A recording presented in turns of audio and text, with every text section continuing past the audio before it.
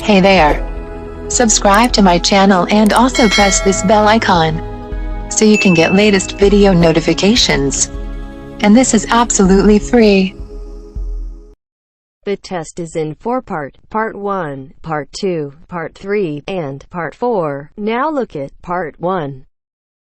Part 1.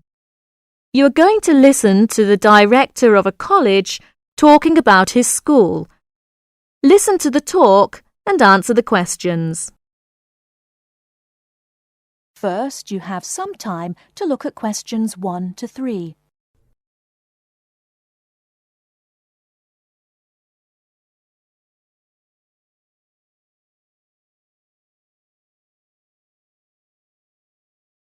Now we shall begin. You should answer the questions as you listen, because you will not hear the recording a second time. Listen carefully and answer questions 1 to 3.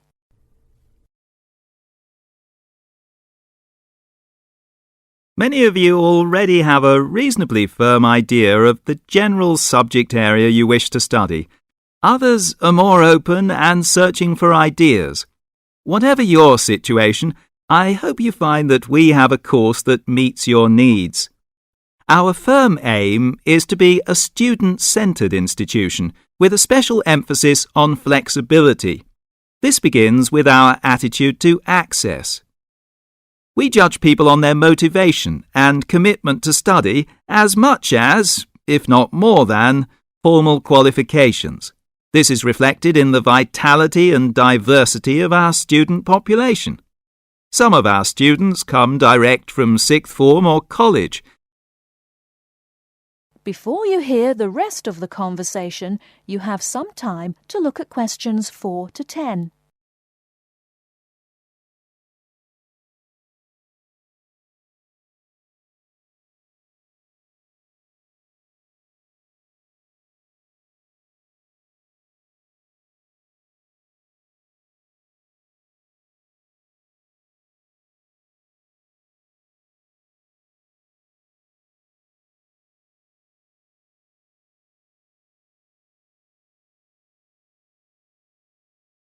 Now listen and answer questions 4 to 10.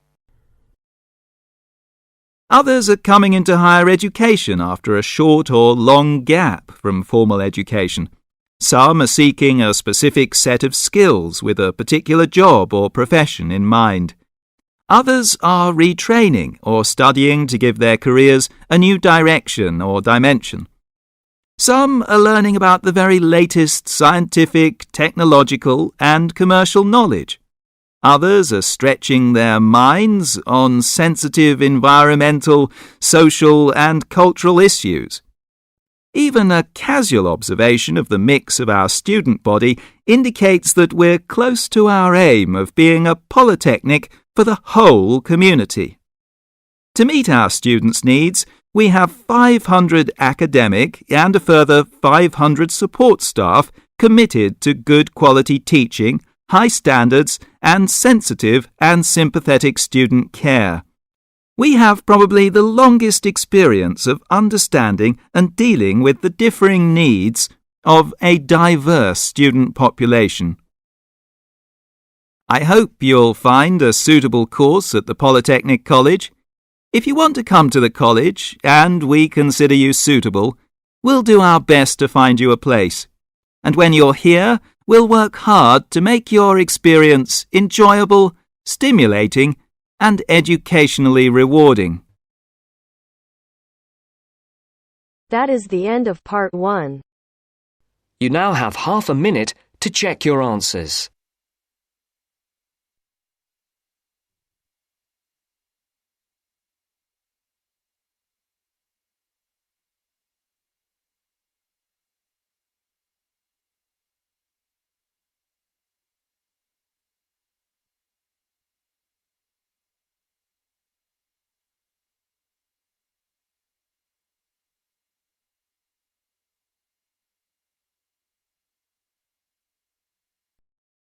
Now turns to Part 2. Part 2. You will hear a tour guide giving information about a shopping district. First, you have some time to look at questions 11 to 15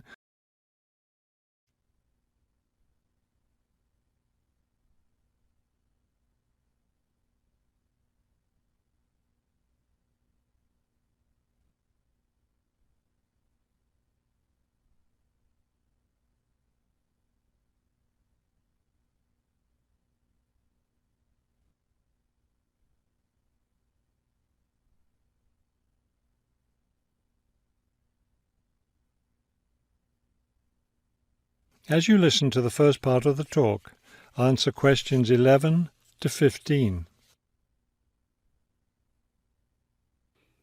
This afternoon, we'll visit the city's shopping district. Several blocks in the area are closed to car traffic, and I know you'll enjoy walking around there. I'd like to give you an overview of the district now, since you'll be on your own once we get there. You'll see on this map here that the shopping district consists of two streets, Pear Street, which runs north and south, and Cherry Street, which crosses Pear Street right here. Let's start our tour here on Pear Street, where the star is. This star marks the Harbor View bookstore. It's very popular among locals as well as tourists. You can buy a range of books of local interest, as well as a variety of magazines and newspapers. It's directly across the street from the city library, which is also worth a visit. It's in one of the oldest buildings in the city and contains, among other things, an interesting collection of rare books. Now, moving up Pear from the bookstore toward Cherry, the next building on the left is the Pear Cafe. You'll notice it's right on the corner of Pear and Cherry Streets. It's a great place to relax while enjoying a delicious cup of coffee or tea. You can talk with friends or read quietly. They have a variety of books and magazines available. From the windows of the cafe, you can look right across Cherry Street for a lovely view of city gardens. It's a rather small garden, but it contains a variety of exotic plants and flowers. Let's leave the cafe and cross Pear Street. On the opposite corner, we're at Caldwell's clothing store, which you might also want to visit. They sell both men's and women's fashions from countries around the world. Continuing down Cherry Street, the next building on the right after Caldwell's is the souvenir shop. Stop in here to get maps and books about the local area, as well as T-shirts and postcards with pictures of the city. Now, we cross Cherry Street and we're at the Art Gallery, one building down from the corner. Here you can see, and of course purchase, many fine paintings and sculptures by local artists. Let's keep going down Cherry Street toward the harbor. On the left, right after the gallery, is Harbor Park. It's a lovely place, and it's certainly worth spending some time there. Before you hear the rest of the talk, you have some time to look at questions 16 to 20.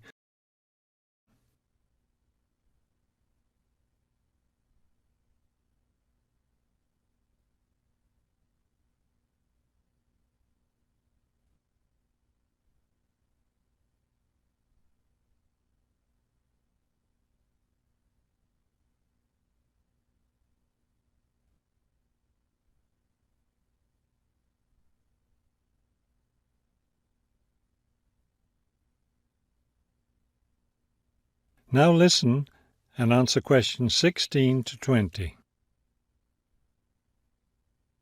Harbor Park was built on land donated to the city by Captain Jones, a lifelong resident of this city. Captain Jones designed the park himself, and it was built in 1876. Exactly in the center of the park, a statue of Captain Jones was erected, and it's still standing there today. It shows Captain Jones on the bow of his ship. After viewing the statue, you can follow the path that goes through the woods just behind. It will lead you to a lovely garden, in the middle of which is a fountain. This is a nice place to enjoy a few quiet moments. If you still feel like walking, continue on to the far end of the garden. There, you'll find a wooden staircase, which will take you down to the harbor. You might enjoy the view of the boats from there. There's also a walking path along the water, which will eventually bring you back up to Cherry Street. You can see that there's plenty to do in this part of the city. The bus leaves at 1:30. That is the end of part 2. You now have half a minute to check your answers.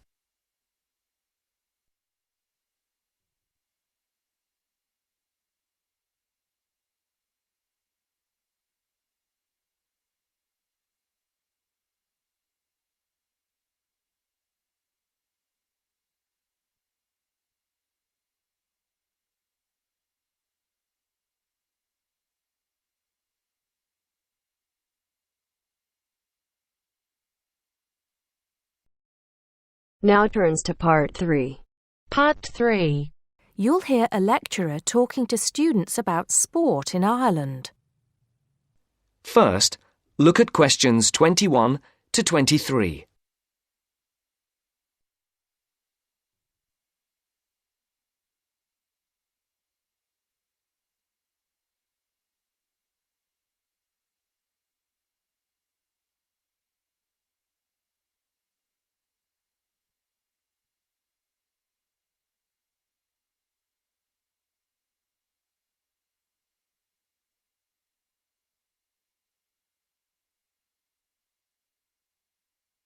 As you listen, answer the questions.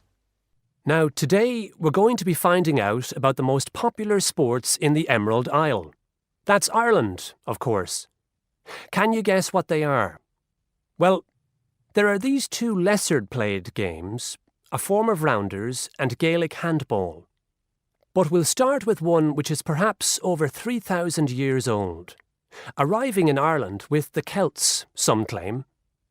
That may be a slight exaggeration, but I consider it to be the fastest field game in the world, and it goes by the name of hurling. Well, that's what it's known as in the English-speaking world anyway. So, what do you have to do? You've got 15 players on a team, one of them the goalkeeper. Each one has a stick called a hurley. Here you are. I've brought mine along. Had it since I was at school. This is what it looks like, and basically you have to get this ball, called a sliotar, that's S-L-I-O-T-A-R, so it's not spelt the way it's pronounced. You hit it into the net for 3 points, or you can hit it over the net for 1 point. The goal looks like the letter H, with the net under the crossbar. The goalie has a bigger stick than the others to help keep the ball out. You can also catch the sliotar and run with it for 4 steps maximum, or bounce it on your stick. Is that clear to you all? I'll be showing you a video a bit later, so you can see what a game actually looks like. You might like to think of it as a mixture of lacrosse, hockey, and baseball. Oh, and it's played by women too, but it goes by the name of camogie in that case. Before the conversation continues, look at questions 24 to 30.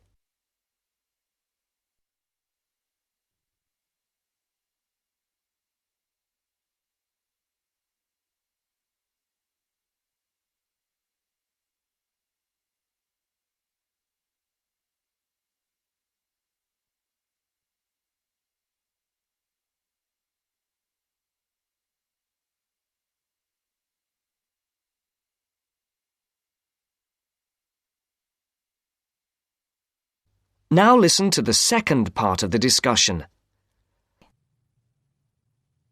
I'll give you a bit of the history, shall I now?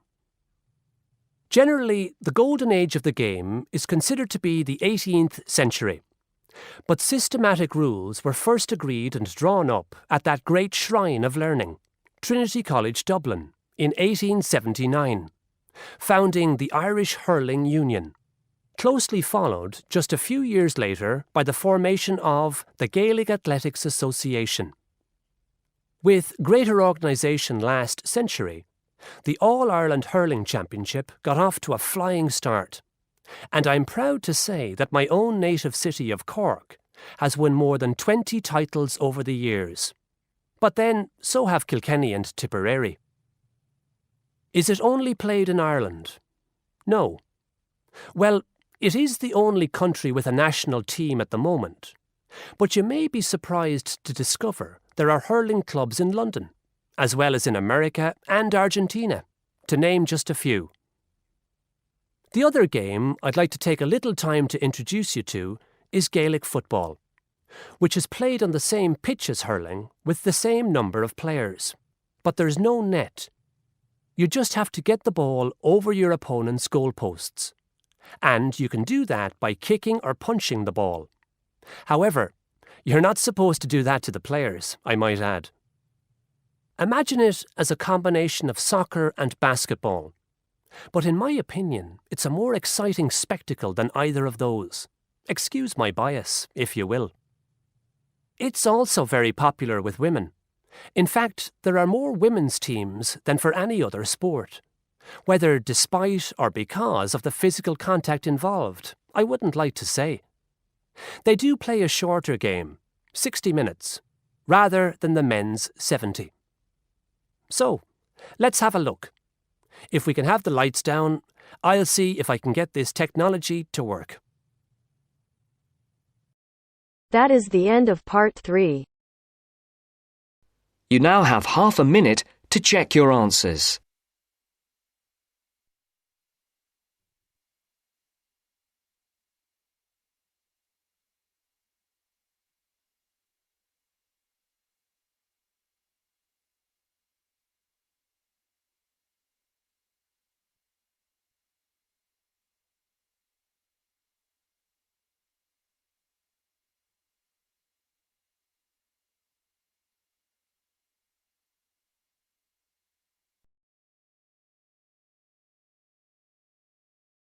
Now turns to part 4. Part 4. You are going to hear a talk about universities and colleges in Britain. As you listen to the talk, complete the notes below. First, you have some time to look at questions 31 to 40.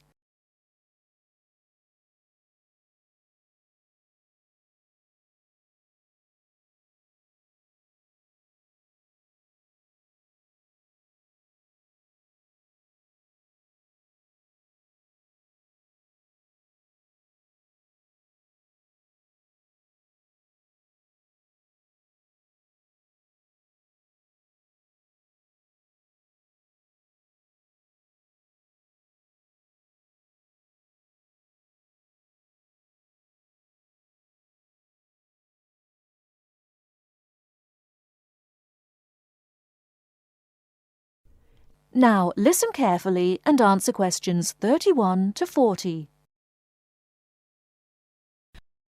Every year, thousands of young people want to study in Great Britain. They come from a range of backgrounds and have varying expectations of what their study in the country will be like and how to apply to the university.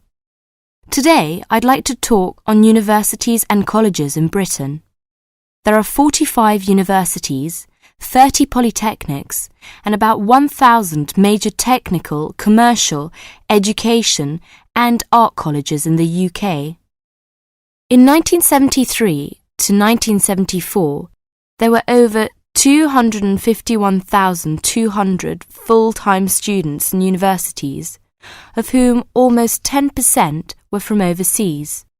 A total of nearly 276,350 students attending full-time courses in establishments of further education, and about 130,270 in colleges of education. University first degree courses in arts and sciences are normally of 3 or 4 years duration, and, with very few exceptions, students are not admitted for any shorter period of study. The academic year normally extends from October to June and is divided into 3 terms. Information about courses and entrance requirements should be obtained by writing direct to the university at least 12 months before the proposed date of admission.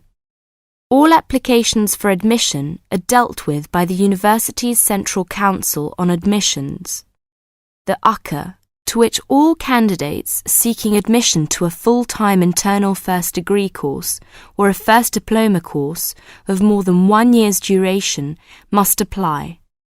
Full details of the admission procedure are to be found in the UCA Handbook, How to Apply for Admission to a University. A copy of this handbook and the standard application form should be obtained from the UCA at P.O. Box 28, Cheltenham and Gloucestershire, GL 501HY. The application form must be returned to the UCA by a stated closing date, usually in December, October for Oxford and Cambridge. The UCA will continue to send application forms to universities for consideration at their discretion for a limited period after the 15th of December.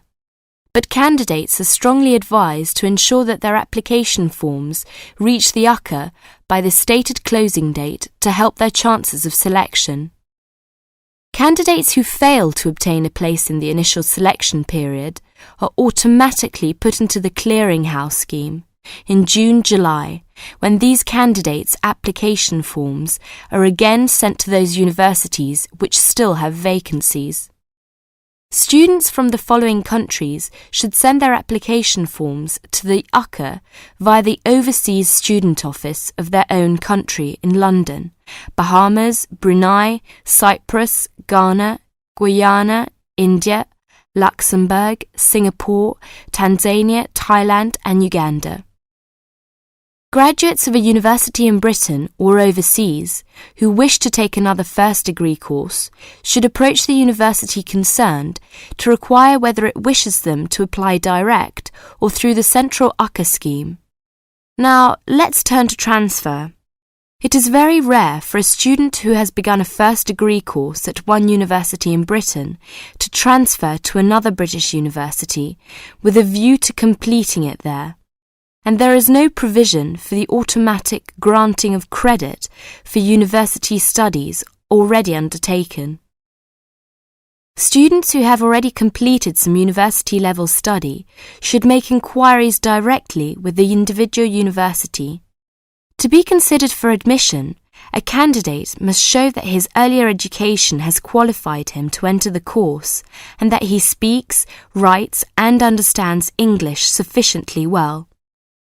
The usual minimum qualifications for entry to a first degree course in a university are good passes in the General Certificate of Education, the British School Leaving Examination, either 3 passes at ordinary level and 2 advanced level, or 1 at ordinary level and 3 at advanced level.